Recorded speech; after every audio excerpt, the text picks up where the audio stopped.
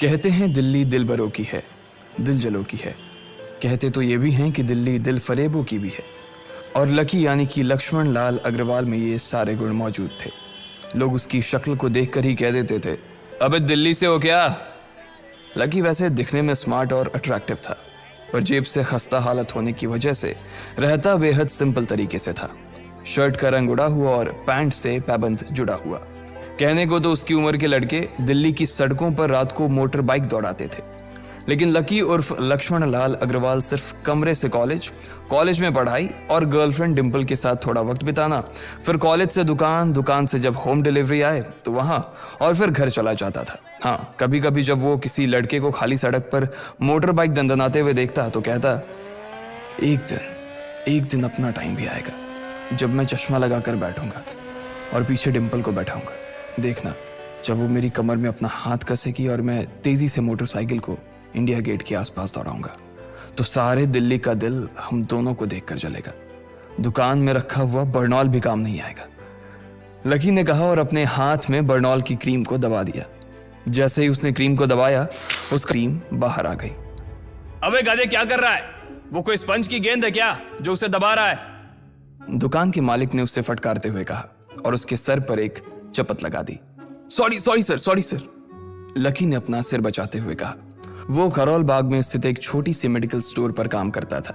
उसकी दुकान का नाम था चमन मेडिकल स्टोर और उसके ओनर का नाम था चमन लाल। लकी पिछले 5 साल से इन्हीं की दुकान पर काम कर रहा था। यहाँ इस छोटी सी शॉप पर काम करना उसकी मजबूरी थी। लाइफ में कंगाली की वजह से उसे कॉलेज में पढ़ाई पूरी करने के लिए पार्ट टाइम जॉब करना था। उसने कई अच्छी जगह अच्छी तनख्वाह की नौकरी ढूंढी पर नहीं मिली और वो इस मेडिकल स्टोर पर ही अटक गया। गधे, अब इसके पैसे क्या तेरा बाप भरेगा? कटेगा। इसका पैसा भी तेरी तनख्वाह से कटेगा और एमआरपी से डबल रेट में कटेगा। चमन ने अपने दांतों को किचमिचाते हुए कहा। गुस्से की वजह से उसकी नाक फूल गई थी और लकी की सांसें। उसने घबराते हुए ओनर से पूछा, एमआरपी से डबल क्यों सर जी? ताकि अगली बार से ऐसी कोई हरकत करने से पहले तू डबल बार सोचे। चमन ने कहा और उसके हाथ से ट्यूब छीन ली। उसका जी तो चाह रहा था कि वो लकी की खोपड़ी पर एक और बार अपना हाथ साफ कर ले, लेकिन उससे पहले ही दुकान का फोन बजने लगा। फोन की घंटी बजते ही लकी को वहां से निकलने का मौका मिल गया और वो भागते हुए फोन उठाने के लिए चला गया। हेलो जी, करोल बाग के बेस्ट मेडिकल चमन मेडिकल स्टोर से बोल रहा हूँ, बताइए क्या काम था? ये लकी की पेटेंट लाइन थी। चाहे कहीं से भी फोन आए, लेकिन उसे फोन पर बस यही बोलना था। जैसे ही इधर लकी ने अपनी बात कही, उधर से जवाब आया, मैं ब्लूमिंग नाइट होटल के कमरा नंबर 303 से बात कर रहा हूँ। एक छोटा सा ऑर्डर है, नोट करो और जल्दी से होटल पर डिलीवर करवा दो। वो एक लड़के की आवाज थी। उसकी आवाज में काफी भारीपन और एक अजीब सी जल्दबाजी थी। जैसे ही लकी ने वो आवाज सुनी, पता नहीं क्यों उसे वो आवाज जानी पहचानी सी लगी। जी सर, बताइए आपका क्या ऑर्डर है? हाँ तो लिखो, हार्ट प्ले के 2 पैकेट और 1 पैकेट टिश्यू। लकी, जो कि अपना पेन लेकर खड़ा था, हार्ट प्ले का नाम सुनते ही झिझक गया। असल में हार्ट प्ले नाम का एक कंडोम आता था और इसलिए उसका नाम सुनते ही लकी शर्मा गया था। इतने साल से भी मेडिकल की स्टोर पर काम करने के बाद उसे इन चीजों का नाम सुनने में शर्म आती थी। हेलो भाई, लिखा कि नहीं लिखा? उस आदमी ने फिर से लकी से पूछा। जी सर, लिख लिया सर, लिख लिया। लकी ने खिसिया कर हंसते हुए कहा। लिख लिया तो फिर लेकर निकल, उस लड़के ने कहा। उसकी आवाज सुनकर ना जाने ऐसा क्यों लग रहा था कि वो बहुत बड़ा आदमी था। जी सर, लेकिन सर बाहर तो बारिश हो रही है, लकी ने कहा। उसने देखा कि बाहर बहुत तेज बारिश हो रही थी। उनकी दुकान के सामने पानी भर गया था और तेज हवाओं की वजह से चमन मेडिकल स्टोर का बोर्ड भी गिर गया था। लकी को लग रहा था कि वो इतनी तेज बारिश में अभी एकदम से तो नहीं निकल पाएगा, तो उसने उस लड़के को समझाते हुए कहा, सर मैं ऑर्डर तो ले आऊंगा पर थोड़ा टाइम लग जाएगा, बारिश थोड़ी थम जाए आप। इससे पहले कि वो कुछ आगे बोल पाता, फोन पर लड़का बोल पड़ा। तुम्हारे मालिक को पता है कि तुम मल्होत्रा जी के लड़के को मना कर रहे हो? हाँ पता है, बारिश हो रही है, इसलिए सारा सामान अच्छे से थैली में पैक करके लाना और लेट नहीं होना चाहिए, समझे? उस लड़के ने कहा और इससे पहले कि लकी आगे कुछ कह पाता, उसने फोन काट दिया। उधर से लकी के दुकान का ओनर उसे घूर कर देखा जा रहा था। लकी के हाथ में पेन और पेपर देखकर ही वो समझ गया था कि उसके पास कोई ऑर्डर आया था। आज वैसे भी इतनी बरसात होने की वजह से सुबह से इक्का दुक्का ग्राहक ही दुकान पर आए थे। ऐसे में उसकी दुकान का मालिक एक भी ऑर्डर को छोड़ना नहीं चाहता था। वो लकी को देख रहा था और लकी बारिश की ओर देख रहा था। बारिश का बहाना नहीं चलेगा, जाना पड़ेगा। चमन लाल ने कहा। मैं बहाना नहीं कर रहा सर, थोड़ी बारिश धीमी हो जाए तो मैं चला जाऊंगा। अभी आप खुद ही देखिए कितनी तेज बारिश है। वो पता नहीं कोई मिस्टर मल्होत्रा का कोई बेटा कुछ ज्यादा ही जल्दी में था। मैं साइकिल से तो पहुंच नहीं पाऊंगा इतनी जल्दी। लकी ने उनकी ओर देखते हुए कहा। क्या कहा? मिस्टर मल्होत्रा जी का बेटा? तू मेरी दुकान बंद करवाएगा क्या? अभी क्या भी निकल उनका ऑर्डर लेके, वो हमारे बहुत पुराने कस्टमर है। चमन ने कहा। पर लकी ने कहा ही था कि चमन बोला। परवर कुछ नहीं, तू मेरी मोटरसाइकिल ले जा, उसने गुस्से में कहा। अरे सर जी, 200 के ऑर्डर में मुश्किल से 40 रुपए बचेंगे। इससे 3 गुने का तो पेट्रोल ही लग जाएगा, और अगर गाड़ी रास्ते में बंद हो गई तो अलग से खर्चा, लकी ने समझाते हुए कहा। वो जानता था कि उसका मालिक इन सब बातों पर ध्यान नहीं देने वाला। चमन लाल बोला। कोई बात नहीं, तू जा, चाहे जो हो जाए ग्राहक नाराज नहीं होना चाहिए, और वैसे भी वो मल्होत्रा जी का बेटा है। चमन लाल ने मोटरसाइकिल की चाबी लकी की ओर उछालते हुए कहा। लकी ने चाबी ली। उसे देखकर उसके अंदर मिक्स फीलिंग आ गई। एक तो वो बहुत खुश हुआ कि बड़े दिनों बाद बाइक चलाने को मिलेगी, पर वहीं दूसरी तरफ दुखी इसलिए हुआ कि बाइक मिली भी तो ऐसी तेज बारिश में, अगर खराब हो गई तो इसकी चपत भी उसके सिर पर ही पड़ेगी। वो मुंह लटकाकर रेनकोट और हेलमेट पहनते हुए वहां से निकल गया। बाहर आकर बाइक को देखा तो लकी ने मन में सोचा, चलो ठीक है, जो होगा देखा जाएगा, कम से कम बाइक तो चलाने को मिल रही है। दरअसल लकी इतने साल काम करने के बाद भी अपने लिए एक मोटरसाइकिल नहीं ले पाया था। लकी की तनख्वाह ही इतनी भर थी कि सिर्फ उसके कमरे का किराया, उसकी साइकिल में डालने वाली हवा का खर्च, बिजली पानी का बिल और डिम्पल के साथ महीने में 1-2 बार बाहर खाने का खर्चा ही निकल पाता था। उसे डिम्पल की कही बात अक्सर याद आती थी। लकी, अगर अगले 2 महीने में तूने बाइक नहीं खरीदी ना तो मैं तेरे से ब्रेकअप कर लूंगी, देखना। असल में डिम्पल को लकी के साथ बाइक पर घूमने की बड़ी तमन्ना थी। लकी की इस उजाड़ जिंदगी में एक वही तो थी जिसके लिए जिंदा रहने को उसका जी चाहता था। जब भी वो उससे बाइक की बात करती तो लकी डिम्पल की इस बात को हंसकर टाल देता था। वो अपने मन में इस बात को अच्छे से जानता था कि डिम्पल उससे बहुत प्यार करती थी और वो उससे कभी छोड़ कर नहीं जा सकती थी। वो दोनों एक दूसरे में ऐसे घुले मिले थे जैसे बादल बरसात में घुल जाती है। लकी को डिम्पल बहुत पसंद थी और वो उसके लिए दुनिया जहां की खुशियां खरीद कर ला देना चाहता था। वो चाहता था कि एक दिन वो डिम्पल को प्लेन में बैठाए, लेकिन उसके ये सब ख्वाब इस कम तनख्वाह की नौकरी की वजह से कभी पूरे नहीं होने वाले थे। पर आज उसके पास एक मौका था।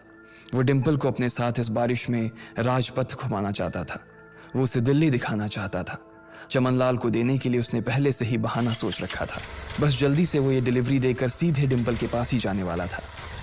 उसने होटल ब्लूमिंग नाइट के बाहर मोटर बाइक पार्क की और सीधे होटल के अंदर चला गया। लकी ने रिसेप्शन पर पहुंचकर नमस्ते करते हुए रिसेप्शनिस्ट को बोला, जी मैं चमन मेडिकल स्टोर से आया हूं, रूम नंबर 303 का ऑर्डर था सर। रिसेप्शन पर खड़ा आदमी उसके हाथ में काली थैली को देखकर समझ गया था कि उसमें क्या था और वो मंद ही मंद मुस्कुराते हुए बोला, 3rd फ्लोर पर है, लिफ्ट से चले जाओ, रेनकोट यहीं उतार देना। जैसा उस आदमी ने कहा लकी ने ठीक वैसा ही किया और लिफ्ट में चढ़ने के कुछ ही देर बाद वो 3रे माले पर पहुंच गया था। वो रूम नंबर 303 के बाहर पहुंचा और उसने डोरबेल बजाई। जैसे ही दरवाजा खुला लकी ने थैली आगे बढ़ाते हुए कहा, नमस्ते, मैं चमन मेडिकल स्टोर से लकी, ये आपका। इससे पहले कि लकी आगे कुछ कह पाता उसकी आंखें फटी की फटी रह गई थी। उसने अपने सामने जो देखा उसके बाद उसे ऐसा लगा कि बंद छत के नीचे भी उसके ऊपर आसमान से आकर एक जोरदार बिजली गिर गई थी। उसके सामने एक लड़की खड़ी थी। वो लड़की और कोई नहीं बल्कि उसकी गर्लफ्रेंड डिम्पल ही थी। उसने एक पर्पल कलर का नाइट गाउन पहन रखा था। उसके काले घने बाल गीले थे और उसने उन्हें अपने कंधे पर फैला रखा था। उसकी खुशबू से ही ये चीज साफ पता चल रही थी कि वो अभी अभी नहा कर आई थी। डिम्पल, तुम यहाँ क्या कर रही हो? लकी को अपनी आंखों पर विश्वास ही नहीं हो रहा था। उसने 2 बार अपनी पलकें झपका कर देखा, लेकिन दोनों बार ही उसे अपने सामने डिम्पल ही नजर आई। तुम यहाँ क्या मेरा पीछा करते हुए आए हो लकी? डिम्पल ने उल्टा उसी के ऊपर पलटवार करते हुए कहा। लकी को देखकर उसके दिल की धड़कन भी तेज हो गई थी। उसे उम्मीद नहीं थी कि लकी यहाँ आ जाएगा। उसने ना तो सुबह से उसे फोन किया था और ना ही उसके मैसेज का कोई जवाब दिया था। वो अपने मन में सोचकर बैठी थी कि वो अगले दिन खुद ही उससे मिलकर बोल देगी कि उसकी तबीयत खराब थी। डिम्पल बेबी, क्या हो गया? किससे बात कर रही हो? अचानक से एक गबरू जवान सा लड़का दरवाजे के पास आकर खड़ा हो गया था। उसने बनियान पहन रखी थी। लकी उसे पहचान गया था। साले राहुल के बच्चे, तेरी हिम्मत कैसे हुई मेरी डिम्पल को हाथ लगाने की? लकी ने जैसे ही राहुल को देखा उसके तन बदन में मानो आग सी लग गई थी। वो उसे इस वक्त इतना बुरा मारना चाहता था, इतना बुरा पीटना चाहता था जिसकी कोई हद सीमा नहीं थी। लकी जिस कॉलेज में पढ़ता था, राहुल और डिम्पल भी उसी में पढ़ते थे और वो कॉलेज राहुल के फादर का ही था। डिम्पल ने राहुल के पिता की एक कंपनी में जॉब पकड़ ली थी और राहुल उस पर बहुत लाइन मारता था। लकी ने 1-2 बार डिम्पल को उससे दूर रहने के लिए भी कहा, लेकिन डिम्पल ने उसे यह कहकर टाल दिया था कि वो सिर्फ अच्छे दोस्त थे। आज भी इससे पहले कि वो आगे बढ़ता, डिम्पल उन दोनों के बीच आ गई। रुक जाओ, डिम्पल ने गुस्से में कहा और लकी के सीने पर हाथ रखकर उसे रोक दिया। लकी लंबी सांसें ले रहा था और कुछ ही सांसों के बाद उसका गुस्सा शांत हो गया। अब डिम्पल के पास भी छुपाने के लिए कुछ नहीं था, इसलिए उसने लकी से कहा, लकी, आज से तुम्हारा और मेरा ब्रेकअप। ब्रेकअप? लकी के पैरों के नीचे से जमीन खिसक गई थी। उसकी आंखें नम हो गईं। लकी को उसकी बातों पर विश्वास नहीं हो रहा था। उसने डिम्पल की ओर देखा और बोला, डिम्पल, हम पिछले 1 साल से एक दूसरे के साथ हैं और तुम हो कि मुझसे ब्रेकअप करना चाहती हो? अरे मैं तो तुम्हारे लिए नई बाइक लेने वाला था। चल रहने दे, आज ही याद आई है तुझे बाइक की। अरे तेरे पास मुझे बाहर घुमाने के लिए, खिलाने पिलाने के लिए पैसे तो है नहीं, तू कहां से लेगा बाइक? और अगर ले भी लेगा तो उसमें पेट्रोल कहां से डलवाएगा? तेरी 8,000 रुपए महीने की नौकरी, उसमें होगा ये सब? लोग हंसते हैं मेरे ऊपर जब मैं सरोजनी में तेरे साथ घूमती हूँ। मैं ऐसी लाइफ नहीं जीना चाहती लकी। मैं तेरी तरह गरीब नहीं रहना चाहती। तूने मुझे फंसाया था, उल्लू बनाया था तूने मुझे, इसलिए मैंने राहुल से मैचअप कर लिया है। आज से यही मेरा बॉयफ्रेंड है, डिम्पल ने गुस्से में कहा। अच्छा, तो बेबी ये है तुम्हारा वो बेकार सा एक्स बॉयफ्रेंड? राहुल ने पूछा और डिम्पल के बगल में आकर खड़ा हो गया। फिर उसने लकी के हाथ से थैली उठाई और उसमें से हार्ड प्ले का पैकेट निकालकर उसे चिढ़ाने के लिए उसे हवा में लहराने लगा। बाप रे, इससे बदकिस्मत इंसान इस दुनिया में और कौन होगा? राहुल ने उसकी टांग खींचते हुए कहा। लकी के पास उसकी बात का कोई जवाब नहीं था। उसने गुस्से से डिम्पल की ओर देखा और अपनी हाथों की मुट्ठी भींच ली। फिर वो वहां से निकल गया। अबे पैसे तो ले जा, सब कुछ फ्री में देता जाएगा क्या? राहुल ने जोर से ठहाके लगाते हुए कहा, लेकिन लकी बिना उसकी बात सुनते ही निकल गया। उसके दिमाग में डिम्पल के कहे शब्द गूंज रहे थे। उसने कभी सपने में नहीं सोचा था कि डिम्पल उसके साथ कुछ ऐसा भी कर सकती थी। जिस इंसान के लिए वो इतना कुछ करना चाह रहा था, उसे उसकी कोई कदर ही नहीं थी। लकी इतना हताश हो गया था कि बुरी तरह से रोने लगा। इस बार वो लिफ्ट से नहीं बल्कि सीढ़ियों से नीचे उतरा और एक ही एक सीढ़ी उतरने के साथ उसके आंसू आंखों से छलकते जा रहे थे। जब उसकी आवाज सुनकर कुछ लोग अपने कमरे से बाहर आए तो लकी ने तुरंत अपने आंसू पोंछे और तेजी से वहां से भाग गया। उसे जिंदगी में पहली बार प्यार हुआ था और पैसों की कमी की वजह से ना सिर्फ उसका प्यार बल्कि उसकी पूरी जिंदगी बर्बाद हो गई थी। लकी जैसे ही बाहर आया तो उसने देखा कि बाहर अंधेरा हो गया था। आसमान में तेज बिजली कड़की और बारिश जो थमी थी एकाएक फिर से झमाझम बरसने लगी। ये देख लकी के थमे हुए आंसू एक बार फिर से छलक गए। उसका दिल बुरी तरह से टूट चुका था, लेकिन उसे इस बात की खुशी भी हो रही थी। आखिर आज उसे डिम्पल का असली चेहरा नजर आ गया था। वो तो उसके साथ घर बसाने की सोच रहा था, लेकिन अच्छा हुआ कि उसने पहले ही उसका घर बर्बाद होने से बचा लिया। लकी को दुख तो बहुत हो रहा था, पर उसे यह भी लग रहा था कि उसे आगे चलकर यही दुख उसे खुशी देने वाला था। लेकिन एक चीज थी जो लकी को परेशान कर रही थी, वो थी उसकी माली हालत। उसकी जेब इतनी तंग थी कि उसे फटी हुई जेब की पैंट पहनकर घूमना पड़ता था। कभी कभी तो लकी सिर्फ रोटी खाकर दिन काट लेता था। वो कब से कोशिश कर रहा था कि कोई अच्छा काम पकड़ सके, लेकिन उसे कोई काम देने को राजी नहीं था। उसने टूटे हुए दिल को दिलासा देते हुए मन में सोचा कि डिम्पल पर खर्च होने वाले पैसे बच जाने से शायद उसके हालत सुधर जाएंगे, पर फिर भी वो रातों रात रईस नहीं हो जाने वाला था। उसने ऊपर आसमान की ओर देखा और जोर से चिल्लाया, अगर इतना ही अनलकी बनाना था तो फिर नाम लकी क्यों रखा भगवान? वो जितनी जोर से चिल्ला सकता था उतनी जोर से चिल्लाया। उसकी आवाज से आसपास खड़े लोग एक बार तो डर गए थे। लकी ऊपर ही देख रहा था और उसके आंसू बारिश के पानी के साथ मिल गए थे। जैसे ही वो फूट कर रोने को था, तभी उसके फोन पर एक मैसेज आया। जैसे ही लकी ने अपना फोन निकालकर उस मैसेज को पढ़ना शुरू किया, उसकी तो आंखें ही चमक गई। अचानक उसके आंसू हंसी में बदल गए और वो जोर जोर से वहीं सड़क पर नाचने लगा। उस मैसेज में लिखा था, परिवार की रिसर्च और परिवार के निर्णय के हिसाब से अग्रवाल परिवार का वारिस लक्ष्मण लाल अग्रवाल उर्फ लकी ने गरीबी अभ्यास की परीक्षा को पास कर लिया है और आज से ही वो उस जमीन और उस जायदाद का मालिक हो जाएगा जो परिवार ने उसके नाम कर रखी थी। उस मैसेज को पढ़ने के बाद भर बरसात में भी उसका चेहरा सूरज की तरह खिल उठा था। लकी ने इस मैसेज को पढ़कर खत्म किया ही था कि उसके फोन पर बारिश की बूंदें जमा होने लगी थीं। लकी ने थोड़ी देर की खुशी मनाने के बाद याद किया कि वो सच में गरीब नहीं था। असल में उसके परिवार ने उसे एक परीक्षा में डाल रखा था जिसका नाम था गरीबी अभ्यास परीक्षा।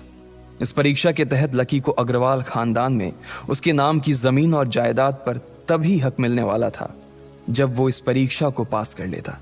अचानक से उसे याद आया कि वो गरीब नहीं था बल्कि गरीब होने की परीक्षा दे रहा था। हालांकि परीक्षा देते देते उसे 8 बरस हो चुके थे, इसलिए उसे एहसास होने लगा था कि वो कभी परीक्षा को पास ही नहीं कर पाएगा और हमेशा हमेशा के लिए गरीब ही रह जाएगा। अच्छा हुआ चली गई, अब मिलना कभी। लकी ने होटल की तीसरी मंजिल की ओर देखा और पानी के अंदर ही अपना पैर पटक दिया। वो डिम्पल को कोस रहा था। उसने अपनी मोटरसाइकिल उठाई और फिर से चमन मेडिकल स्टोर जाने के लिए मुड़ने लगा। अगले दिन जब लकी की आंख खुली तो वो सीधा उठा और तैयार होकर शहर के सबसे बड़े बैंक न्यू सिटी बैंक पहुंच गया। न्यू सिटी बैंक न सिर्फ शहर का सबसे बड़ा बैंक था बल्कि वो सबसे अमीर बैंक भी था। वहां पर शहर के सबसे अमीर लोगों के ही पैसे जमा किए जाते थे। लकी वहां पैसे को निकलवाने के लिए जा रहा था। New city bank south Delhi में बसा हुआ था और उसके दरवाजे के बाहर महंगी से महंगी गाड़ी खड़ी थी। भाई, अब इसमें से कौन सी नई गाड़ी लेगा, लकी ने मन ही मन सोचा।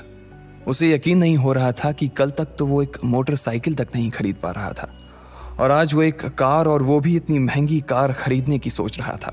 फिर उसने अपनी नज़र गाड़ी पर से हटाई और बैंक के अंदर जाने लगा। उसने देखा कि बाहर बहुत भीड़ थी और महंगे से महंगे कपड़े पहने लोग बैंक के अंदर जा रहे थे। कहाँ दवाओं की बदबू और कहाँ ये खुशबू। उसने एक बहुत ही गहरी सांस के अंदर ज्यादा से ज्यादा खुशबू को समेटने की कोशिश करते हुए अपने मन में सोचा, लेकिन अगले ही पल उसके मन में संकोच पैदा हो गया था। रातों रात लकी की किस्मत तो बदल गई थी, लेकिन उसके कपड़े नहीं बदल पाए थे। इतने बड़े बैंक में वो वही कपड़े पहनकर आ गया था जो वो अक्सर अपने काम पर पहन कर जाता था। पैसे लेते ही ना सबसे पहले नए कपड़े खरीदने हैं, लकी ने अपने आप से कहा और फिर बैंक के अंदर दाखिल होने लगा। जैसे ही उसने दरवाजे को धक्का दिया, उसे आवाज आई, आउच! लकी थोड़ा सा हड़बड़ी में दिखाई दे रहा था और इस जल्दबाजी के चक्कर में वो एक लंबे बाल वाली लड़की से जा टकराया था जो कि उसके बगल में ही चल रही थी। माफ करना, मैं आपको देख नहीं पाया, सॉरी। लकी ने तुरंत उससे हाथ जोड़कर माफी मांगते हुए कहा। उस लड़की ने इतने अच्छे कपड़े पहन रखे थे कि उसे देखकर ही लग रहा था कि वो किसी अमीर घराने की लड़की थी, इसलिए सॉरी बोलते वक्त ना चाहते हुए भी लकी के हाथ उसके सामने जुड़ गए थे। लेकिन जब उस लड़की ने लकी के कपड़े और उसके हुलिये को देखा तो उसने अपनी नाक भौं सिकोड़ ली। वो लगभग हर रोज इस बैंक में आया और जाया करती थी, लेकिन उसने आज तक इस बैंक के अंदर लकी जैसे फटीचर आदमी को घुसते हुए नहीं देखा था। उसके बालों में से आंवले के तेल की गंध आ रही थी। उसने गुस्से भरी नजरों से लकी की ओर देखा और बोली, क्यों नहीं देख पाए? मैं क्या ट्रांसपेरेंट हूं? तुम्हें इतनी बड़ी लड़की दिखाई नहीं देती? इससे पहले कि बात आगे बढ़ती, उस लड़की ने देखा कि इस बैंक की मैनेजर यास्मीन पटेल उन दोनों की ओर बढ़ी चली आ रही है। उसने भी लकी को देखकर वैसी ही शक्ल बनाई थी जैसी शक्ल उस लंबी लड़की ने बनाई थी। I am so sorry miss, आपको कहीं लगी तो नहीं? यास्मीन ने उस लड़की से पूछा और फिर घिन्न भरी नजरों से लकी की ओर देखने लगी। लकी तमतमाती आंखों से उन दोनों को देखा जा रहा था। वो जानता था कि उसने इतनी जोर से भी दरवाजा नहीं खोला कि उसे चोट लग जाए, लेकिन असल में उसे यह मालूम नहीं था कि वो लोग उसे नहीं बल्कि उसके कपड़े को देख रहे थे। यास्मीन ने लकी को ऊपर से नीचे तक देखा और ना जाने उसके मन में क्यों शक पैदा हो गया। क्या आप मुझे बता सकते हैं कि आप यहाँ पर किस काम से आए हैं? यास्मीन ने बड़ी मुश्किल से अपने चेहरे पर एक मुस्कान लाते हुए कहा। वो उसका हुलिया देखकर ही समझ गई थी कि वो यहाँ का कस्टमर तो नहीं था। लकी ने अपने आप को संभाला और कहा, हाँ, वो मैं अपना पैसा निकलवाने के लिए आया था। पैसे निकलवाने के लिए आए हो? यास्मीन ने लकी की बात को ही दोहराते हुए कहा। वैसे तो वो लकी की बात पर जोर से हंसना चाहती थी, लेकिन उसने अपने आप को थोड़ा सा काबू में कर लिया था। लकी की बात सुनकर उसे लग रहा था कि वो कोई पागल था जो यहाँ जबरदस्ती घुसा चला आ रहा था। हाँ, तो क्या आपके पास कार्ड है? यास्मीन ने उससे आगे पूछा। न्यू सिटी बैंक का कार्ड हासिल करना एक बहुत ही मुश्किल भरा काम था। अगर किसी को भी उस बैंक का कार्ड लेना था तो सबसे पहले उस आदमी को अपने खाते में कम से कम 5 लाख रुपए जमा करवा कर रखने पड़ते थे, तब जाकर उसे कहीं कार्ड मिलता था। लेकिन लकी तो पहली बार ही यहाँ आ रहा था, इसलिए उसके पास कार्ड होने की कोई संभावना ही नहीं थी। लकी जब यास्मीन के सवाल का जवाब नहीं दे पाया तो यास्मीन ने फिर उससे पूछा, मैं पूछ रही हूं कि आपके पास कार्ड है? वो समझ गई थी कि लकी पागल ही था जो कहीं से भागकर सीधा उनके बैंक में आ गया था। कार्ड नहीं मेरे पास। लकी ने उसके सवाल का जवाब दिया और वो फिर इधर उधर देखने लगा। जैसे ही उस लंबे बालों वाली लड़की ने लकी का जवाब सुना तो वो खिलखिलाकर हंस पड़ी।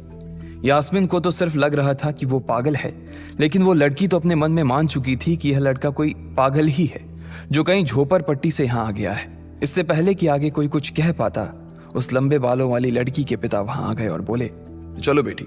उनके हाथों में कुछ कागजात थे। लकी ने देखा कि उन्होंने महंगा सा सूट पहन रखा था।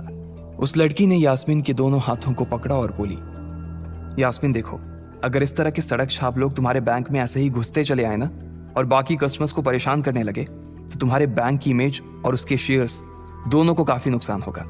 एक मैनेजर होने के नाते तुम्हें इन सब चीजों का ध्यान रखना चाहिए। मुझे उम्मीद है कि आगे मेरे साथ ऐसा कुछ नहीं होगा। उस लड़की ने कहा और अपने पिता के साथ बैंक के बाहर चली गई। अपना ध्यान रखना कोयल मैडम, मैनेजर ने उसकी गाड़ी तक छोड़ने के लिए आते हुए कहा। आज तो वो बाल बाल बच गई थी। कोयल और उसके पिता इस बैंक के सबसे पुराने और सबसे वफादार कस्टमर्स थे। अगर आज यास्मीन उन्हें नाराज कर देती और वो उसके बैंक से अपना खाता बंद करवा देते तो शायद यास्मीन की नौकरी तक जा सकती थी। और यह सब हो रहा था उस पागल लकी की वजह से।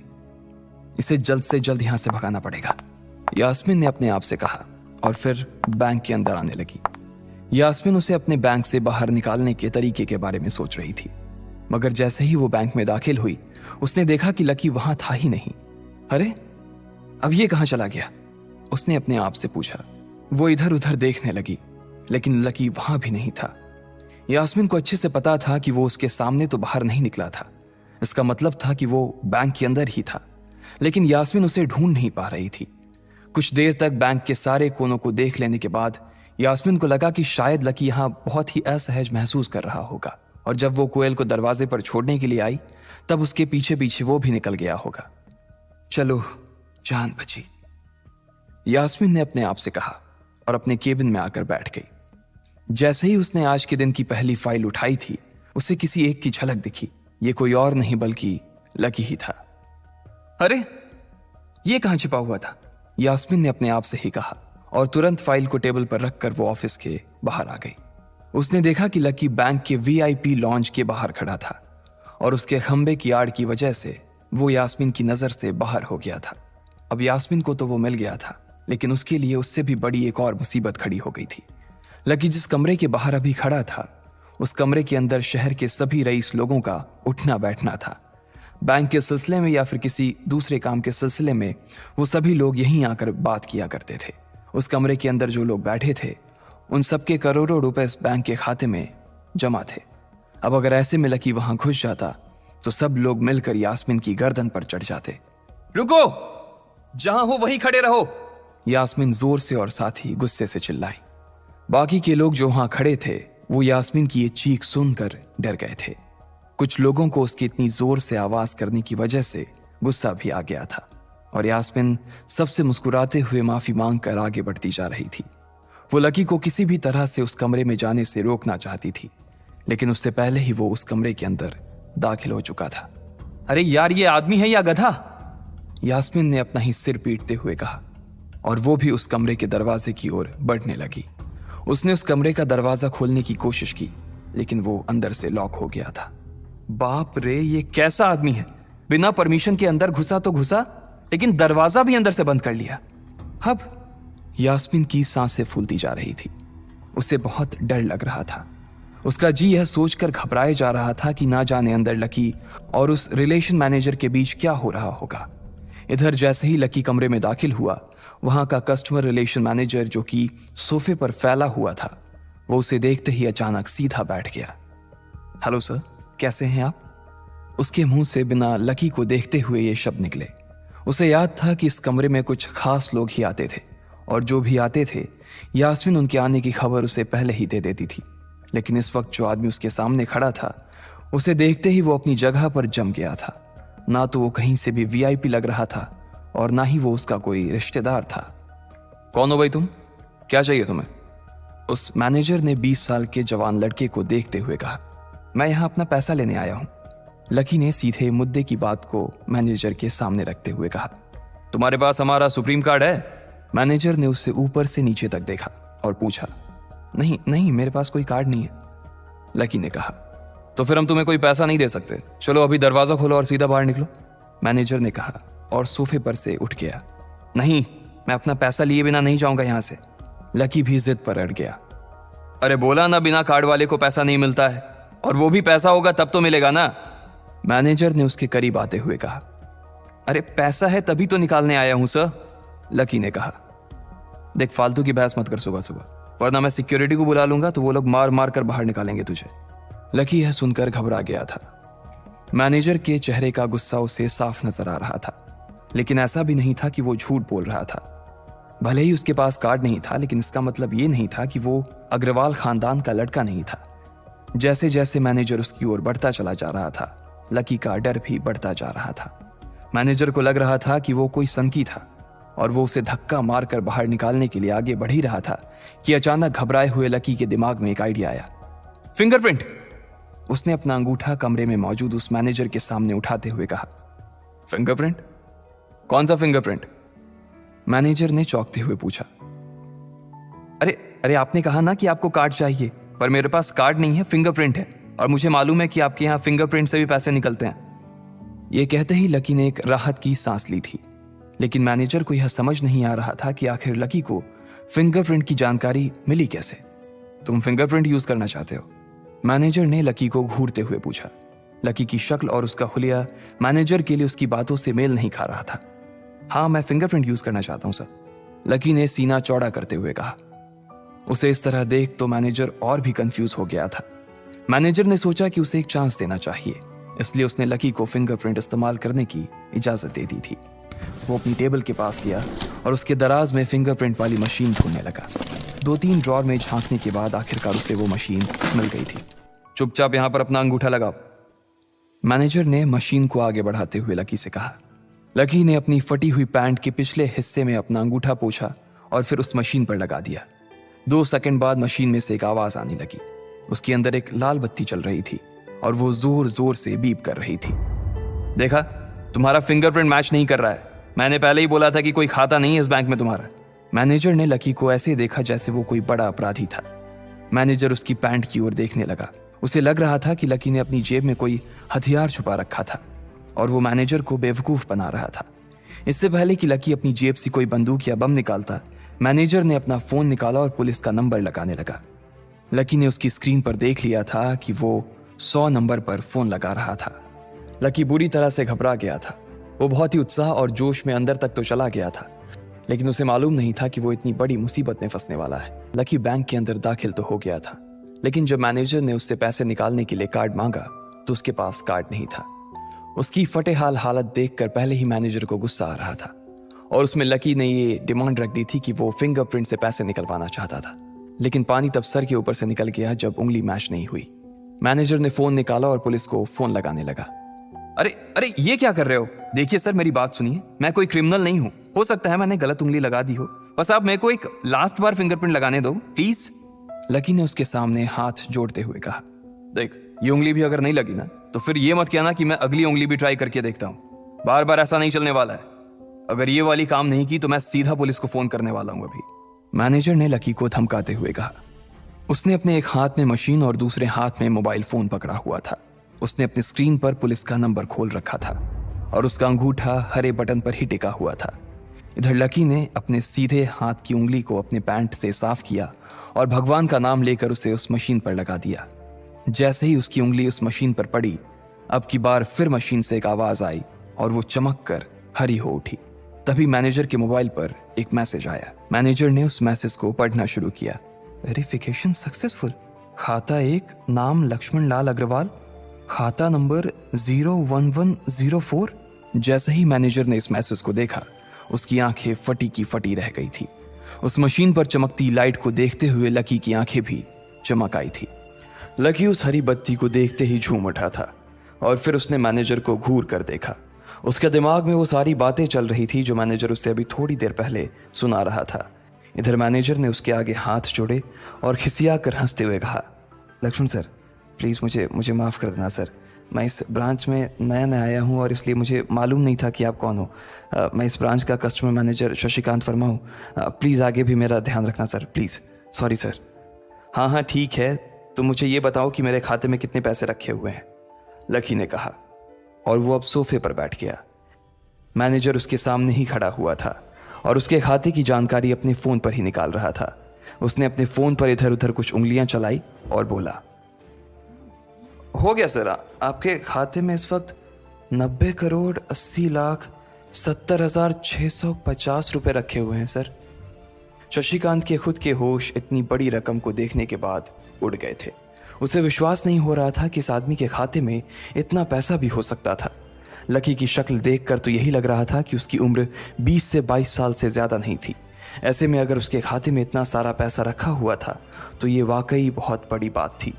शशिकांत अपने मन में ये सोच रहा था कि दुनिया के 99% लोग ही अपनी पूरी जिंदगी काम करने के बाद भी इतना पैसा नहीं कमा सकते थे जितना कि लकी के खाते में इतनी छोटी सी उम्र में रखा हुआ था। लेकिन लकी ने इधर जब उसके फोन में अपने खाते पर पड़ी हुई जानकारी को देखा तो उसे कुछ अजीब सा लगा। उसे लग रहा था कि उसे तुरंत इतने पैसों के हिसाब से अब अपनी जिंदगी को ढालने की कोशिश करनी शुरू कर देनी चाहिए, वरना उसके साथ वही होने वाला था जो आज बैंक में उसके साथ हुआ था। अरे अरे सर, खाते में पैसे के अलावा और भी चीजें हैं जो मैं आपको बताना चाहता हूं सर। मैनेजर ने फिर से अपनी फोन पर उंगलियां फिराई और बोला, सर एक तो आपके खाते में एक फरारी जुड़ी हुई दिखा रहा है सर। इसके अलावा आपके खाते में 2 किलो सोने की 100 ईंटें रखी हुई हैं, 5 किलो सोने की 20 ईंटें, पिकासो की 3 असली पेंटिंग हैं, 20 हीरे हैं 24 कैरेट के और भी बहुत कुछ है सर। मैनेजर ने हाफते हुए और अपने पसीने साफ करते हुए कहा। इतना सारा धन देखने के बाद शशिकांत की आंखें तो बाहर ही निकल आई थी। उसने कभी लकी जितना अमीर आदमी अपनी जिंदगी में नहीं देखा था। जितना पैसा और सोना और जायदाद उसके पास था उसका 10% भी इस ब्रांच में किसी और के पास नहीं था। ठीक है, चलो मुझे एक कार्ड दे दो तुम, लकी ने अपने दोनों हाथों को अपने सिर के पीछे रखते हुए कहा। जी सर, मैं अभी आपके लिए एक नया कार्ड बनवा देता हूं सर, मुझे बस 10 मिनट दीजिए सर, बस 10 मिनट, शशिकांत ने कहा और फिर लकी के सामने ही निकल गया। जितनी देर में लकी ने अपने फोन पर फिर से उस मैसेज को खोलकर देखा उतनी ही देर में मैनेजर उसके लिए एक चमकता हुआ सुप्रीम कार्ड लेकर उसके सामने आ गया था। लेकिन उस कार्ड को देखने के बाद ना जाने क्यों मैनेजर को ऐसा लग रहा था कि यह कार्ड लकी की संपत्ति के आगे कुछ भी नहीं था। फिर भी मैनेजर इसमें कुछ नहीं कर सकता था क्योंकि वो जानता था कि उसके पास इस ब्रांच में इससे बड़ा और कोई कार्ड नहीं था। इसलिए फिलहाल वो लकी को यही दे सकता था। उसने उस कार्ड पर लकी का पूरा नाम लक्ष्मण लाल अग्रवाल गुदवा दिया था। लीजिए सर आपका कार्ड, पासवर्ड वगैरह सर आपको ईमेल पे मिल जाएगा, शशिकांत ने मुस्कुराते हुए कहा और वो लकी के सामने हाथ बांधकर खड़ा हो गया। इधर लकी ने उस कार्ड को उलट पलट कर देखा और फिर अपनी जगह से खड़ा होकर वो बाहर निकलने लगा। शशिकांत का मन तो यही कर रहा था कि वो उसे दरवाजे तक छोड़ने जाए, लेकिन उसकी ड्यूटी इसी ऑफिस में थी और वो किसी को बाहर छोड़ने नहीं जा सकता था। फिर भी वो लकी के लिए दरवाजा खोलने के लिए आगे आ गया था। इधर यास्मीन अपने कैबिन में अपना सिर पकड़े हुए बैठी थी। उसे समझ नहीं आ रहा था कि आखिर अंदर चल क्या रहा था। एक पल को तो उसे लगा कि लकी पागल नहीं बल्कि बदमाश था कोई और उसने शशिकांत को बंदी बना लिया था। लेकिन जब वो लकी के लिए कार्ड लाने के लिए अपने दफ्तर से बाहर आया तो यास्मीन को लगा कि कुछ गड़बड़ नहीं हुई थी। फिर ये इतनी जल्दी में कहाँ जा रहे हैं, उसने अपने आप से पूछा। शशिकांत को सुरक्षित देख बैंक के बाकी लोग भी दरवाजे पर से पीछे हट गए थे। वैसे भी उसे देखते ही सब लोग अपनी अपनी जगह पर वापस दौड़े चले जाते थे। शशिकांत का खौफ ही ऐसा था कि उसकी आंखों की झलक भर से खड़ा कर्मचारी जाकर अपनी कुर्सी पर बैठ जाता था। लेकिन एक बार शशिकांत के बाहर आने के बाद वो दोबारा बाहर नहीं आया था और ना ही लकी कमरे से बाहर आया था। इधर यास्मीन परेशान हुए जा रही थी। वो जानती थी कि अगर कुछ भी गड़बड़ हुआ तो सबसे पहले उसकी नौकरी जाने वाली थी। उसने बड़ी मुश्किल से और मेहनत करके इस नौकरी को हासिल किया था और वो किसी पागल की वजह से इसे अपने हाथ से नहीं जाने देना चाहती थी। जैसे ही परेशान यास्मीन ने अपनी नजर उठाकर फिर से उस कमरे की ओर देखा तो पाया कि लकी बहुत ही आराम से उस कमरे से बाहर निकलकर दरवाजे की ओर बढ़ता चला जा रहा था। रुको, तुम इस तरह नहीं जा सकते, यास्मीन जोर से चिल्लाई और भागते हुए लकी के पास चली गई। तुम्हारी हिम्मत कैसे हुई जबरदस्ती हमारे वीआईपी रूम में घुसे चले जाने की? यास्मीन ने गुस्से में पूछा। उसका मन तो यही कर रहा था कि वो अभी लकी का गिरेबान पकड़कर उसे झकझोर दे, लेकिन उसने अपने आप को रोक रखा था। मैंने पहले भी कहा था ना आपसे, मैं यहां सिर्फ अपना पैसा लेने आया था और कुछ नहीं, लकी ने कहा और मुस्कुराने लगा। यास्मीन ने देखा कि उसके हाथ में एक सुप्रीम कार्ड था और वो उसकी उंगलियों के बीच चमक रहा था। यास्मीन के दिमाग में आया कि लकी ने यह कार्ड कहीं अंदर से चुरा तो नहीं लिया, और इससे पहले कि वो यहां से चोरी करके भागता, यास्मीन जोर से चिल्लाई, सिक्योरिटी सिक्योरिटी। उसकी आवाज को सुनते ही दो बंदूक वाले गार्ड भागे भागे यास्मीन के पास आ गए। ये चोरी करके भाग रहा है, पकड़ो इसे। लकी ने जब यास्मीन के मुंह से ये बात सुनी तो उसके कान खड़े हो गए। इससे पहले कि वो वहां से अपनी जान बचाकर भाग पाता, सिक्योरिटी वालों ने उसे धर दबोच लिया था और फिर उसकी जेब टटोलने लगे थे। इधर यास्मीन ने देखा कि उस सुप्रीम कार्ड पर उसने अपना नाम भी गुदवा लिया था। तुम्हारी इतनी हिम्मत कि तुमने शशिकांत सर को डरा कर अपना नाम भी लिखवा लिया इस पर, इसकी जेब चेक करो, यास्मीन ने गुस्से से कहा। दोनों में से एक गार्ड लकी की जेब टटोलने लगा था। लकी की समझ में नहीं आ रहा था कि आखिर ये लड़की उससे समझ क्या रही थी। अगर उसे उसके खाते या इसकी संपत्ति या सिर्फ इसके परिवार के बारे में भी पता चल जाता तो भी यास्मीन उसके पैरों में गिर जाती। इससे पहले कि लकी अपनी सफाई में कुछ कह पाता, एक गार्ड बोला, मैडम इसकी जेब में तो कुछ नहीं है, बल्कि फटी हुई जेब है इसकी। तभी उसकी बात सुनकर दूसरे सिपाही ने कहा, मैडम हो सकता है ये इसी जेब में चाकू रख कर लाया हो और उसको निकालते वक्त उसी चाकू से इसकी जेब फट गई होगी, मुझे तो ऐसा ही लग रहा है। दूसरे सिपाही ने अपनी लड़खड़ाती जबान में बोला, अरे पागल हो क्या, ये सब आप लोग क्या बोल रहे हो? शशिका। इससे पहले कि लकी आके कुछ बोल पाता, एक गार्ड ने उसके दोनों हाथों को मरोड़ दिया था। इधर यास्मीन अपने मन में सोच रही थी कि अगर वो चाकू लाया था तो फिर वो चला कहां गया था। बाप रे! अचानक से यास्मीन की आंखें बड़ी सी हो गई थी। उसे लगा कि लकी ने उस चाकू से शशिकांत का खून कर दिया था। यास्मीन ने तुरंत अपना फोन निकाला और पुलिस को फोन मिलाते हुए कहा, हेलो पुलिस स्टेशन, मैं न्यू सिटी बैंक से बोल रही हूँ। हमारे बैंक में एक सनकी चोर घुस आया है और उसने हमारे कस्टमर मैनेजर का खून कर दिया है, आप प्लीज जल्दी आ जाइए सर। यास्मीन ने घबराते हुए कहा और फोन रख दिया। तब तक दोनों गार्ड ने लकी को नीचे घुटनों के बल बैठा दिया था और उसके सिर पर बंदूक तान दी थी। जैसे ही बाकी लोगों ने भी अपनी आंखों के सामने ये मंजर देखा तो वो सब लोग भी लकी के आसपास घेरा बनाकर खड़े हो गए। अंदर बैठे मैनेजर ने जब इस हलचल को देखा तो वो भी अपना सारा सिस्टम बंद करके बाहर आ गया। अरे क्या हो रहा है ये सब? उसने जोर से आवाज देते हुए पूछा। जैसे ही सब लोगों ने उसकी आवाज सुनी तो वो चौंक गए और शशिकांत वर्मा की ओर देखने लगे। देखने वालों में यास्मीन भी शामिल थी और उसने देखा कि उसका मैनेजर तो जिंदा है और सही सलामत उसकी आंखों के सामने खड़ा था। सर आप जिंदा हैं? यास्मीन ने खुशी और आश्चर्य भरे भाव के साथ शशिकांत की ओर देखते हुए कहा, लेकिन अगले ही पल उसकी खुशी की जगह दुख ने ले ली थी। उसे एहसास हो रहा था कि आखिर उसने कितनी बड़ी गलती कर दी थी। यास्मीन ने अपनी ही जुबान काट ली थी और उसके जले पर नमक छिड़का शशिकांत ने। उसने कहा, मैं क्यों इतनी जल्दी मरने लगा और तुमने ये सब क्या तमाशा लगा रखा है? उसने कहा और फिर उस भीड़ की ओर बढ़ने लगा। जैसे ही वो आगे आया उसने देखा कि उन लोगों ने लकी को गन पॉइंट पर बैठा रखा है।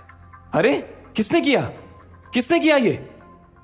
शशिकांत तुरंत लकी की ओर दौड़ा और उसने उसके पास खड़े दोनों गार्ड्स को हटा दिया। फिर लकी को उठाने के लिए उसने अपना हाथ उसकी ओर बढ़ा दिया और बोला, sir I am really sorry sir, इस बेवकूफ़ी के लिए मैं आपसे माफ़ी मांगता हूं sir, I am really sorry sir. Shashikant उसके पैरों में ही गिरने को हो गया था। लकी उसका हाथ पकड़कर खड़ा हुआ और फिर यास्मीन की ओर घूरने लगा। आप पूछ रहे थे ना कि किसने किया? इसने किया है ये, और इसने सिर्फ इतना ही नहीं किया बल्कि इसने पुलिस को भी बुला लिया है। इसे लग रहा है कि मैं कोई क्रिमिनल हूं जिसने आपका खून कर दिया है और आपसे ये कार्ड चुरा कर भाग रहा हूं, ये कार्ड जो आपने मुझे दिया है। लकी ने यास्मीन की ओर उंगली दिखाते हुए गुस्से में कहा। अचानक ही सब लोग थोड़ा पीछे हटकर यास्मीन को देखने लगे थे। यास्मीन घबराई हुई सी फर्श पर तो कभी छत को देखे जा रही थी। यास्मीन, जो मैं सुन रहा हूं क्या वो सच है? शशिकांत ने यास्मीन को घूरते हुए गुस्से में पूछा। उसकी आंखों में छुपे गुस्से को यास्मीन बर्दाश्त नहीं कर पा रही थी। इसलिए उसकी ना तो लकी से और ना ही शशिकांत से नजर मिलाने की हिम्मत हो रही थी। फिर भी वो जानती थी कि उसका चुप रहना इस वक्त उसके लिए बहुत खतरनाक हो सकता था। इसलिए उसने कहा, सर ये सब मेरी गलती है सर, ये मेरी बहुत बड़ी मिसअंडरस्टैंडिंग है सर। मुझे लगा कि ये ज़बरदस्ती अंदर घुस आया है और इसने आपके ऊपर हमला करके आपसे ज़बरदस्ती ये कार्ड बनवा लिया है और फिर आपको मार दिया है सर। यास्मीन ने घबराते हुए कहा। उसकी डरी सहमी सी आंखों में अब आंसू ही आ गए थे। मैनेजर ने जब उसकी ये बात सुनी तो उसने अपना सिर पकड़ लिया। यास्मीन जैसी समझदार लड़की इतनी बड़ी भूल कैसे कर सकती थी? उसने लकी को पहचाना ही नहीं था। खैर, मैनेजर को लगा कि इसमें उसकी कोई गलती नहीं थी। जब वो खुद लकी को नहीं पहचान पाया था तो फिर यास्मीन कैसे पहचान पाती? इसलिए उसने सोचा कि सबके सामने उसे कुछ कहने से अच्छा था कि वो यास्मीन को एक कोने में ले जाकर लकी की सच्चाई बताए। शशिकांत ने उसका हाथ पकड़ा और उसे खींच कर अपने साथ खंबे के पास ले गया और बोला, तुम्हें मालूम है ये कौन है? अरे ये लक्ष्मण अग्रवाल है, लक्ष्मण अग्रवाल खानदान का वारिस। तुम्हें पता है ना कि अग्रवाल खानदान का खाता हमारे बैंक की जितनी भी शाखाएं हैं उसमें सबसे बड़ा खाता है। यास्मीन ने जैसे ही ये नाम सुना उसके पैरों के नीचे से जमीन खिसक गई थी। वो जानती थी कि अगर न्यू सिटी बैंक इतनी ऊंचाइयों पर पहुंचा था तो उसके पीछे अग्रवाल खानदान का सबसे बड़ा हाथ था। इस बात का जिक्र उससे तब भी किया गया था जब उसने नौकरी ज्वाइन की थी। तुम्हें पता है इस लड़के के नाम पे कितनी प्रॉपर्टी है? ये अपने दम पर ना इस पूरे एरिया को खरीद सकता है, शशिकांत ने यास्मीन से कहा। यास्मीन जैसे जैसे लकी को देखी जा रही थी वो बड़ी बड़ी आंखों से उसे घूरे जा रही थी। लकी कभी उन दोनों को देख रहा था तो कभी अपने आसपास खड़े लोगों को देख रहा था।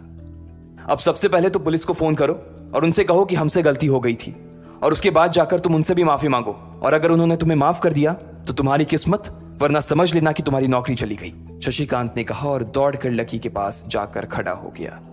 इधर यास्मीन अभी भी वहीं पर खड़ी थी। अभी अभी जो शशिकांत उसे बता कर गया था वो यास्मीन पचा नहीं पा रही थी।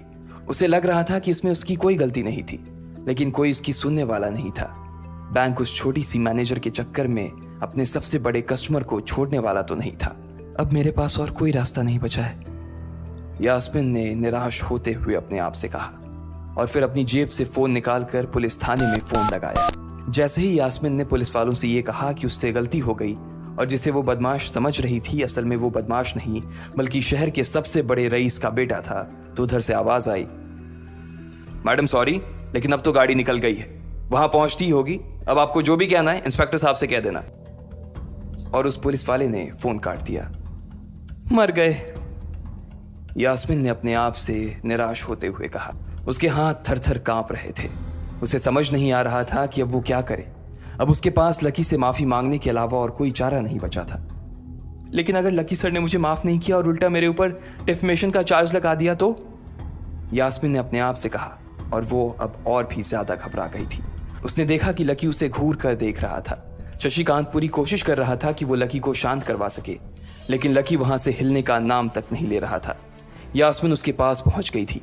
वैसे तो वो जानती थी कि उसे माफी मांगने से उसकी किस्मत बदलने वाली तो थी नहीं, फिर भी उसने एक बार कोशिश करनी चाहिए और लकी से कहा, सर मैं आपको गलत समझ रही थी सर, एक्चुअली आपके। यास्मीन ने उसके कपड़े को देखा और एक सांस लेते हुए आगे बोली, सर प्लीज मुझे माफ कर दीजिए सर, मेरी इंटेंशन आपको हर्ट करने की बिल्कुल भी नहीं थी, मैं तो जो कुछ कर रही थी बैंक की सेफ्टी के लिए कर रही थी सर। यास्मीन ने गिड़गिड़ाते हुए कहा और नीचे देखने लगी। इट्स ओके, कोई बात नहीं है, लकी ने कहा और उसके हाथ से अपना सुप्रीम कार्ड लेकर निकल गया। यास्मीन को अपने कानों पर तो विश्वास ही नहीं हो रहा था। वो मान ही नहीं पा रही थी कि लकी ने उसे माफ कर दिया था। उधर लकी को अपने आप पर विश्वास नहीं हो रहा था कि वो रातों रात इतना अमीर हो गया था। आखिर लकी इतने पैसों का क्या करने वाला था? लकी न्यू सिटी बैंक से अपना सुप्रीम कार्ड लेकर निकल रहा था। असल में उसे क्लास में जाने में देर हो रही थी, इसलिए वो बिना यास्मीन से कुछ कहे या उसे सबक सिखाए वहां से निकल गया था। लकी दिल्ली यूनिवर्सिटी के ही एक कॉलेज में पढ़ता था। जैसे ही वो कॉलेज के अंदर दाखिल हुआ उसके पैर एक कीचड़ से भरे गड्ढे में पड़ गए। ओह शिट, उसने अपने आप से कहा और अपने जूतों को पास की सड़क पर साफ करने लगा। वो कॉलेज एडमिनिस्ट्रेशन के दफ्तर की ओर देखकर उसे कोस रहा था। कॉलेज की सड़कों पर इतने सारे गड्ढे हो गए थे, लेकिन वो लोग एक भी गड्ढा नहीं भरवा रहे थे। जब भी लकी इस चीज की कंप्लेन करने के लिए वहां जाता तो वो इसे ये कह देते कि फंड ही नहीं है। उसने जैसे तैसे अपना जूता तो साफ कर लिया था, लेकिन वो अपनी पैंट पर लगे कीचड़ के दाग को साफ नहीं कर पाया था। वो बाथरूम की ओर जा पाता, इतने में क्लास की घंटी बज गई। वो भागते हुए क्लास में पहुंचा। उसने दरवाजे के बाहर से ही देखा कि प्रोफेसर कमलनाथ मिश्रा पोडियम पर आ गए थे और उन्होंने आज के लेक्चर की शुरुआत भी कर दी थी। जैसे ही उनकी नजर बाहर खड़े लकी पर पड़ी तो उनकी आंखें निराशा से भर आई। इधर लकी का सिर भी शर्म से झुक गया था और उसे अंदर ही अंदर बुरा लग रहा था। कॉलेज में जितने भी प्रोफेसर थे उनमें से कमलनाथ जी को लकी सबसे ज्यादा पसंद करता था। बाकी प्रोफेसर ये बात जानते थे कि लकी पढ़ाई के साथ साथ जॉब भी करता था, इसलिए उसका पढ़ाई में ध्यान नहीं था, इसलिए वो भी लकी के ऊपर ज्यादा ध्यान नहीं देते थे। कुछ लोग तो पूरी क्लास के सामने उसका मजाक भी उड़ाते थे, लेकिन सिर्फ कमलनाथ जी ही ऐसे प्रोफेसर थे जो उसके साथ बराबरी का व्यवहार करते थे। लकी बिना कुछ कहे वैसे ही अपना सिर नीचे झुकाए क्लास में दाखिल हो गया। जैसे ही उसके पैर क्लास में पड़े सभी लोग उसकी ओर देखने लगे। अबे ये फटीचर कब से लेट आने लगा? सूरज पश्चिम से उग सकता है लेकिन ये कभी लेट नहीं हो सकता। आज क्या हो गया इसे? एक लड़के ने लकी को चिढ़ाते हुए कहा। अबे यार इसकी पैंट तो देख कितनी गंदी है। भाई क्लास में लड़कियां भी होती हैं, कम से कम कपड़े तो ढंग से पहन के आ यार। दूसरे लड़के ने कहा और उसकी ये बात सुनकर उसके पास बैठी लड़की हंस दी और बोली, अरे कहां से पहन कर आता? कपड़े के लिए तो पैसे हैं नहीं इसके पास, एक ये कपड़ा है इसके पास, बहुत है इसके लिए। क्लास में बैठे सभी लोगों ने लकी के ऊपर फफ्तियां कसनी शुरू कर दी थी। हर कोई उसके ऊपर कुछ न कुछ कहे जा रहा था। ऐसा नहीं था कि लकी ये सब आज ही सुन रहा था, इस तरह की फफ्तियों का सामना वो रोज करता था। रोज उसे ऐसी बातें सुनकर बुरा भी लगता था और आज भी उसने अपना सिर नीचे तो झुका लिया था, लेकिन आज उसके चेहरे पर एक मुस्कान थी। इन लोगों को पता नहीं था कि यह अनलकी आज कितना लकी होकर आ रहा है। जैसे ही क्लास में बैठे बच्चों का शोर बढ़ने लगा, उधर से कमलनाथ जी ने चिल्लाते हुए कहा, आपस में बात करना बंद करो। अगर तुम लोग इस तरह बात करते रहोगे तो मैं आगे नहीं पढ़ाऊंगा। सभी लोग शांत होकर उनकी बात सुनने लग गए। तब तक लकी भी अपनी कुर्सी पर जाकर बैठ गया था। कमलनाथ जी ने फिर से पढ़ाना शुरू किया और पढ़ाते पढ़ाते ना जाने क्यों उनकी नजर बार बार लकी की ओर जा रही थी। लकी को समझ नहीं आ रहा था कि कमलनाथ जी ऐसा जानबूझकर कर रहे थे। उनकी आंखों को देखकर ऐसा लग रहा था कि उनमें लकी के लिए ढेर सारा गुस्सा भरा हुआ था। उसे ऐसा लग रहा था कि शायद वो अपने प्रोफेसर की उम्मीदों पर खरा नहीं उतर रहा था। थोड़ी ही देर में कमलनाथ जी की क्लास खत्म हो गई। बच्चों आज की क्लास यही खत्म होती है। कल आप सबको क्या काम करके लाना है वो मैंने यहाँ लिख दिया है। कल मिलते हैं आप सबसे, कमलनाथ जी ने कहा और क्लास के बाहर चले गए। जैसे ही वो बाहर गए पीछे वाले दरवाजे से किसी की आवाज आई, डिंपल। जैसे ही वो आवाज सबके कानों में पड़ी सब लोग क्लास के पीछे वाले दरवाजे की ओर देखने लगे। वहां कोई और नहीं बल्कि डिंपल का नया बॉयफ्रेंड राहुल खड़ा था। ये लोग राहुल को अच्छी तरह से जानते थे। राहुल ने दरवाजे से झांक कर देखा तो वहां कोई नहीं था। वो धीरे धीरे कमरे में दाखिल हुआ और सीधा डिंपल के पास चला गया। डिंपल खिड़की के पास बैठी हुई थी। जैसे ही राहुल उसके पास पहुंचा, डिंपल ने अपने हाथ उसकी गर्दन में किसी हार की तरह डाल दिए और उसकी बाहों में झूम उठी। उधर राहुल ने भी डिंपल को सबके सामने चूम लिया था। यह नजारा देखते ही सबकी नजरें लकी के ऊपर जा टिकी। सबको अभी तक तो यही पता था कि डिंपल लकी की गर्लफ्रेंड है। किसी को इस बात की खबर नहीं थी कि उन दोनों का ब्रेकअप हो गया था। डिंपल को राहुल की बाहों में देखकर लकी के तन बदन में आग तो लग गई थी, लेकिन फिर भी वो शांत होकर वहीं बैठा हुआ था और उसने अपने गुस्से पर काबू कर लिया था। अरे भाई लकी, क्या हो रहा है ये सब? डिंपल राहुल के साथ कैसे? उसके एक दोस्त ने आकर लकी से कहा। होने देना यार, जो हो रहा है छोड़ना, लकी ने कहा। उसका इस बारे में किसी से बात करने का कोई मन नहीं हो रहा था। अरे भाई तुझे पता है वो राहुल कितना चालू आदमी है। अभी तक इस कॉलेज की 5 लड़कियों को फंसा चुका है और ये डिंपल छठी है, लकी के दोस्त प्रीतम ने उससे कहा। उसकी ये बात सुनते ही लकी ने प्रीतम को घूर कर देखा। प्रीतम को लगा कि लकी को उसकी बात का बुरा लगा था, लेकिन अगले ही पल वो उसे देखकर मुस्कुराया और बोला, कोई बात नहीं भाई, सबकी अपनी अपनी लाइफ है। ये कहकर लकी डिंपल की ओर देखने लगा जो कि राहुल की बाहों में इतरा रही थी। वो जानती नहीं थी कि लकी चाहता तो यहीं खड़े खड़े राहुल और उसके पिता को उनके कारोबार समेत खरीद सकता था। उधर जैसे ही राहुल और डिंपल की नजर भी लकी पर पड़ी तो वो जानबूझकर उसे छेड़ने के लिए उसके सामने से गुजरने लगे। अच्छा लकी, सुनना जरा। अचानक से डिंपल लकी के सामने रुकी और बोली। उसने अभी भी राहुल की कमर में अपना एक हाथ डाल रखा था। फिर उसने अपने दूसरे हाथ से अपना मोबाइल निकाला और उसका कवर खोलकर लकी के मुंह पर फेंक दिया और बोली, अब क्योंकि मैं तुम्हारे साथ नहीं हूं, इसलिए मुझे तुम्हारे इस बेकार से कवर की कोई जरूरत नहीं है। इसे तुम अपने पास रख सकते हो। लकी ने उससे कुछ नहीं कहा और नीचे गिरा वो कवर उठाकर अपनी टेबल पर रख दिया। बेबी, इसने तुम्हें कवर गिफ्ट किया? कवर कौन गिफ्ट में देता है भाई? राहुल ने उसके सामने ही डिंपल से कहा। राहुल लकी को नीचा दिखाने का एक भी मौका अपने हाथ से जाने नहीं देना चाहता था। लकी अंदर ही अंदर मुस्कुरा रहा था।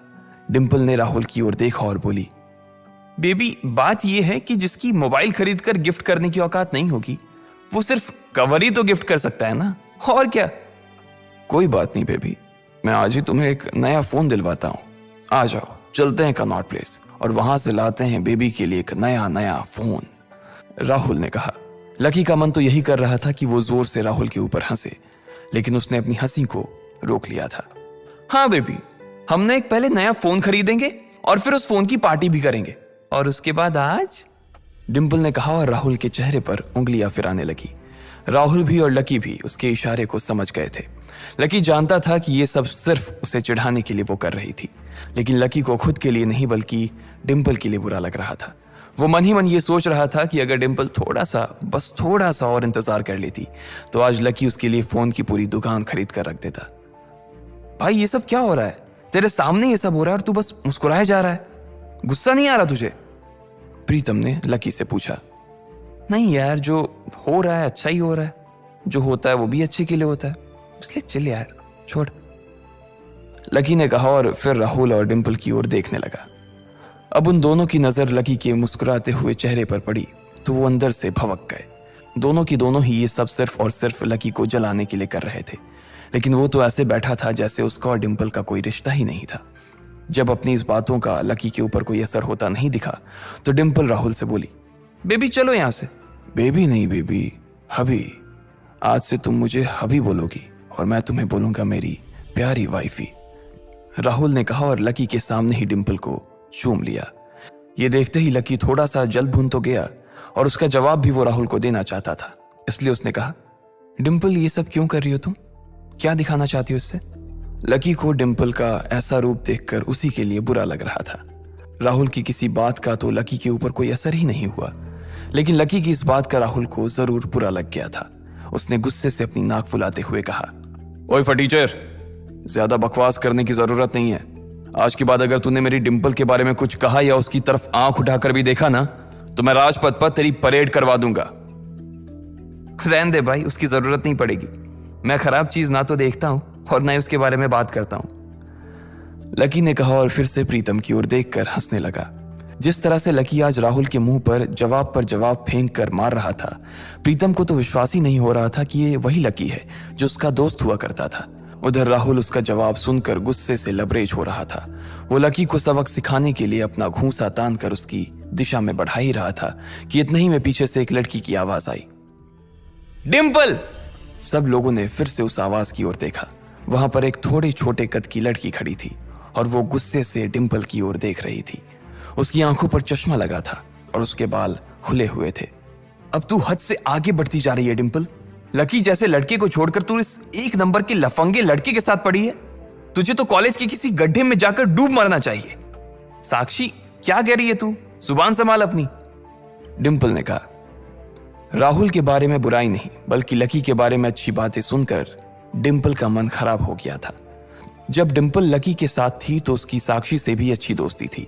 साक्षी एक बहुत ही सुलझी हुई लड़की थी।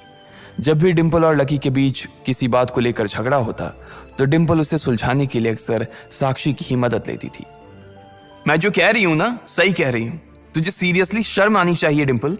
मैंने कभी नहीं सोचा था कि तू ऐसी लड़की निकलेगी। लकी जैसा बंदा ना तुझे कहीं नहीं मिलेगा, साक्षी ने कहा और एक कदम आगे आ गई। इधर लकी ने देखा कि साक्षी की बात सुनते ही राहुल के कान खड़े हो गए थे, लेकिन वो सच बोल रही थी इसलिए राहुल भी कुछ नहीं कर सकता था। साक्षी लकी के पास आकर खड़ी हुई और बोली, तू इतनी जल्दी कैसे भूल गई यार? लकी तेरे लिए हर टफ टाइम में खड़ा रहा था। जब भी तू बीमार होती थी और तेरे खड़े होने की भी हालत नहीं होती थी तो बेचारा तेरे लिए खाना बनाता था, तेरे कपड़े धोता था और तो और तेरे लिए दवाई तक लेके आता था। तुझे याद है ना जब हम हिमाचल घूमने गए थे और तेरे पैर में मोच आ गई थी तो ये बेचारा अपनी नौकरी छोड़कर भागा भागा रात में हमारे पास आ गया था। इतना प्यार किया इसने तुझसे और तू इसे छोड़कर जा रही है। साक्षी ने कहा। अपने लिए साक्षी के मुंह से इतना सब कुछ सुन लेने के बाद लकी ने अपनी गर्दन नीचे झुका ली थी। उसे डिंपल के साथ बिताए वो सारे लम्हे याद आ रहे थे। वो डिंपल के ऊपर जान छिड़कता था। उसका बस चलता तो वो डिंपल को अपनी हथेलियों पर लेकर घूमता। भले ही उस वक्त उसके पास पैसे नहीं थे, लेकिन वो फिर भी डिंपल की छोटी सी छोटी डिमांड को पूरा करने के लिए अपनी जान लगा देता था। जो कवर डिंपल ने उसके मुंह पर फेंक कर मारा था, वो कवर को खरीदने के लिए लकी ने 3 दिन तक ओवर टाइम किया था। लकी को जैसे ही ये सब याद आया, उसकी पलकों की कोरे भींग गई थी। इधर साक्षी की बात पूरी नहीं हुई थी। उसने आगे कहा, अरे ये लकी अपनी छोटी सी सैलरी में से भी रोज तेरे गोलगप्पे के लिए पैसे निकाल लेता था। तुझे नहीं पता है, मुझे पता है कि आज भी एक बाइक खरीदने के लिए बंदा तेरे लिए पैसे जुटा रहा था। रोज दाल और रोटी खा रहा है सिर्फ इसलिए ताकि तुझे बाइक पर घुमा सके, और तू ऐसे आदमी को नीचा दिखाने की कोशिश कर रही है। ये सब सुनकर डिंपल का चेहरा ही बुझ गया था। उसे भी साक्षी की कही बातें दिल पर लग रही थी, लेकिन इस वक्त वो राहुल के साथ थी और उसका हाथ राहुल की कमर में था। वो चाह कर भी राहुल के खिलाफ ना तो कुछ बोल सकती थी और ना ही कुछ सुन सकती थी। इसलिए उसने अपने बचाव में कहा, हाँ तो ये तो इसका प्रॉब्लम है ना।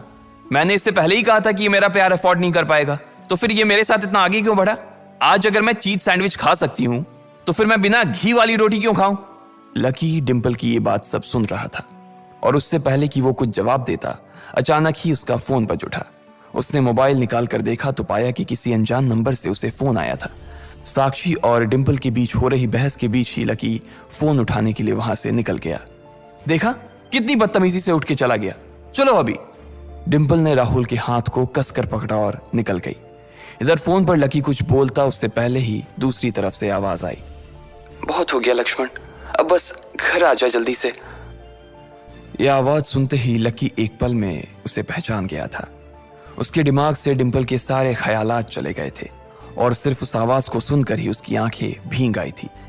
आखिर किसकी थी वो आवाज?